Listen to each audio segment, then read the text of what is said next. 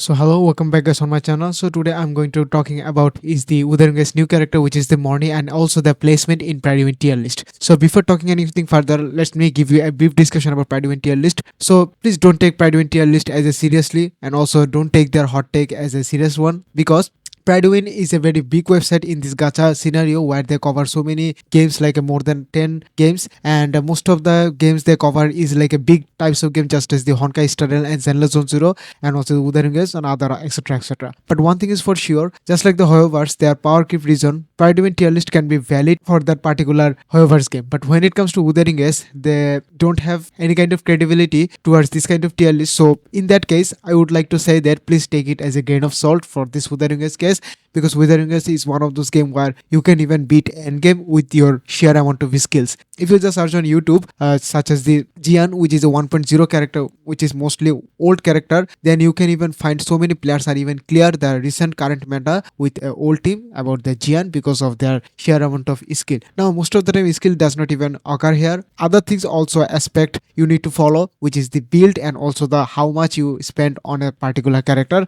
just like the signature weapon and also their constellation. So before anything further, I'm going to give my first reaction that where they put the Mornye character. We already know that Mornye is another healer character alongside with the Shorekeeper. Well, Shorekeeper was released very long ago, and after Shorekeeper release, no Udaringas decide to forgot about the healing character. Most of the character does have a healing capability, such as if I give you an example of our which is already is the current banner right now, and this have a little bit of an amount of heal, but she's not even a dedicated healer. So let's see where they placed her into this tier list. So first and foremost thing is that the tier 0, damn, she is in a tier 0 spot on her first release, which is actually fascinating to see because she's on the par level of the Shorekeeper, which is also considered as a one of the toppest character that you have ever get in your account, and she's the one of the most must pull character. And one thing is for sure, it is actually really interesting to see that for her release reason, our another character, which is the Lupa, which is a sub DPS for the Mono Fusion team, he's also up from the tier 0.5 to tier 0, because in my previous tier list I already saw her in a sitting around this tier 0.5.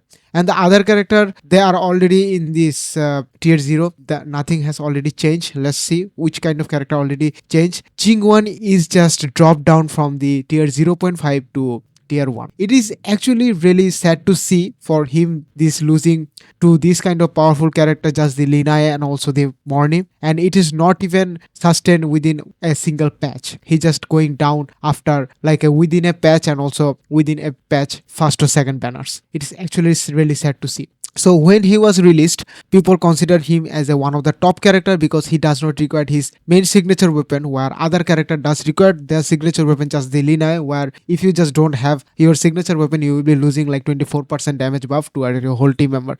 For this Jingwan, I guess he does not even require it because his signature sword does not give you a permanent buff or permanent something really special things which need to be must pull for his signature weapon. So that's all for this thing. So our another character, which is the Encore, she already go up, I guess where she was putting to her tier list, I have no idea in their previous tier list, because after tier 0 and tier 0.5 and also tier 1, this tier 1.5 and tier 2, tier 3, most of the casual player does not even bother that much. Why am I talking about this? Because tier 1.5 characters are mostly, if you have them invested a really high amount of it, then you can even use in the current meta, unless you are one of those pro level skill player. Then nothing will be really stop you to use this dungeon to clear Tower of Adversity with this kind of current HP.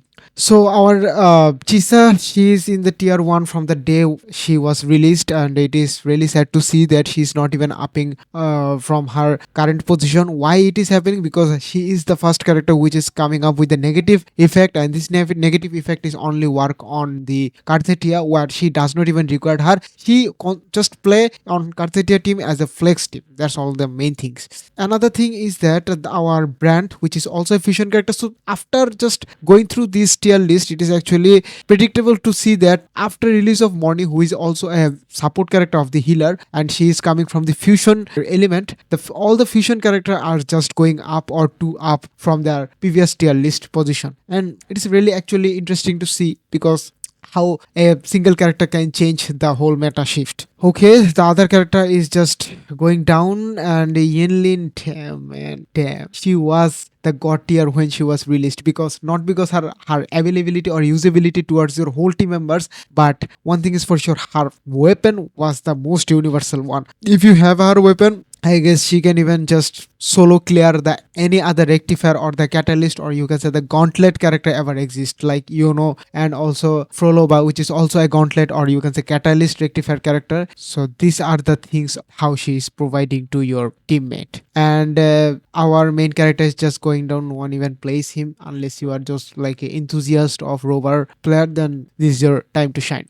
Okay, let's see what kind of things they already provided in their review list. So let's talk about our firstly pros. Most universal buffer and healer who gets even stronger in her meta niches. Okay, super cheap to invest into, just get energy requirement and she is fully functional. Okay, second point is also like a very valid. Third point is a part of the universal buffing core with Lina and Mornye, part of the universal fusion core with Lupa. Okay, so she is just really good with pair of the Lina and also Mornye. Lina is a new recent character. It is obvious that she would be perfect pair for her. And other one is a mono fusion with Lupa. Okay, party wide defense boost, interruption resistance, 3 one shot resistance, and death resistance make her the best hologram support in the game and make it very accessible to the casual players. Oh my god, man. Oh my god. She is just really broken. I'm saying it again. She is actually broken, and after just reading this particular fourth number of her pros, I'm just suggesting you to pull for her and don't wait for anything else. She is even better than Shorekeeper. Why am I telling this? Because can you imagine the 3 interruption resistance, not actually 3, the interruption resistance that she provide, they didn't even mention is it going to be like a time gated or certain threshold, but this kind of things is really going to helpful for your clearing the tower of adversity.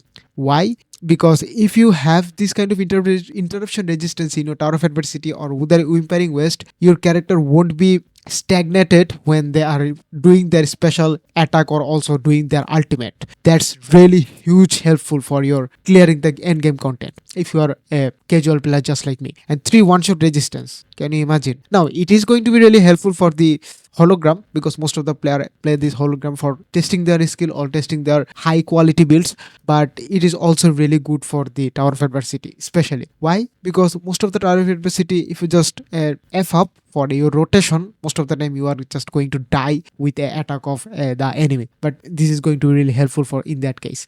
And on her final point, her S1 fairly accessible and make her very universally strong without any other partners needed. Just like Shorekeeper S2, I guess she also required her S1 to fully functional. Not actually fully functional, like giving extra ability which just break the whole game. And let's talk about the Kens. Really ideally wants a concerto weapon. If one isn't really readily available, then her rotation will be slower and feel much clunkier. Even with one, her opener is generally slow and can be restrictive to maneuver around. I don't know what they are trying to say, but I guess it is really bad. Sorry, my bad English is not my main language, so I just don't understand. So on her second point, the tune break related buffs are widely enemy dependent, since tune break damage is and build up varies from based on enemy class, and some bosses have tune break build up immunity phase, which can cause her damage buffing potential fluctuates substantially. Okay, that's a really concerning thing, because the tune break can be really meta changing if the enemy does not have a tune break immunity, but if that enemy have it, I guess she's just going to be losing her so many values.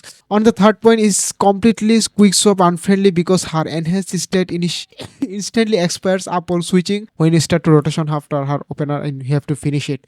It might be really bad for the quick swap players just who just juggling between the team members, but for me it is not even a problem that much. On our final point is only side get to Varina if she is not in the team with Lina and Lupa at S0. This is worth keeping in mind that since if you cannot get any Mornye relevant teammates on her S1, she will be likely to be niche with on the investment, since her competitors Varina and Shorekeeper are widely owned free or better for general use. So the thing they mention in their final points So they're actually telling that if you don't have Linai and also the Lupa at S0, your team selection for this Mornye is going to be really bad, and she is not even that going to valuable alongside with the Farina and also the Shorekeeper. Interesting. So for her review, I'm not going to explain all the things. I'm going to explain the buffing capabilities, which they already short up in a small note. For her first point, she's a Sinatomi field, which is her concerto energy. When she just builds up her concerto energy, she will give a special attack and it will give your whole team member a 50% off tune build up rate and also 50% speed up rate, which is constant, which is comes with a constant healing and also team wide interruption resistance, realistically permanent in battle.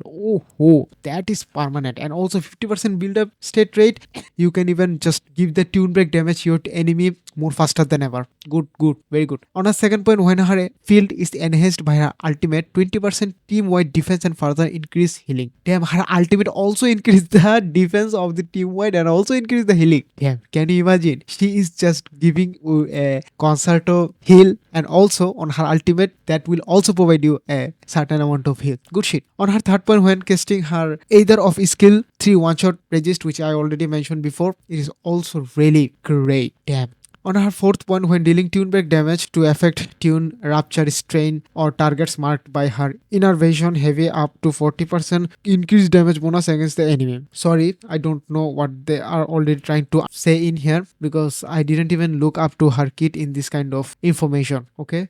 On her next part is the via her outro, 25% party wide all types of damage amplification realistically uplift permanent in battle. Damn. Well, it is not even that on the par level of Lina who can give you 49% on F2P weapon, but without weapon she is giving you 25%, which is actually really good one. Actually really good one. Now most of you are just thinking, hey man, what are you trying to say? It is really bad. Well, it is 25% less, but it is actually really good one because she is not even just giving you all types of damage buff application. She will give you a one shot resistance 3 times and also tune break buff and also the speed up of the 50% of the tune break. Okay, damn good. And her eco set, you will be getting a 25% party attack wide buff, and this will also be permanent in battle. How are you just going to skip the Mornye? She is just another Shorekeeper. Via her signature weapon, if possessed, 20% party-wide crit damage realistically uptime permanently in battle. So getting 20% crit damage only from her signature weapon is not even that worth it, because your most of the time character build will have a 70 to 200 ratio, and that's the optimal ratio for any kind of DPS character in your game. So for getting this 20% crit damage, if it was 20% crit rate, I would suggest you to get that weapon, but 20% is not even a big deal. So I would like to suggest you to skip her signature weapon because most of the 4-star and also 5-star option is going to be great one. So all I can say after just reading the review of them, and also in my opinion I already made so many videos about her, I would suggest you to pull for her. She's actually must pull. So without her, I guess your next character, which is the Amat, I guess you won't even going to utilize her very well because Wuthering has already a past history where they are releasing a support character for their next big DPS or most popular character, and when the player just realize that how the F up they become, if when the player already realized that they should have to pull the support character before pulling the new big DPS character. Okay, so that's all for this video. If you like it, leave a like. If you have any kind of comments on this regarding this tier list, also leave a comment, and see you on the next video. Peace.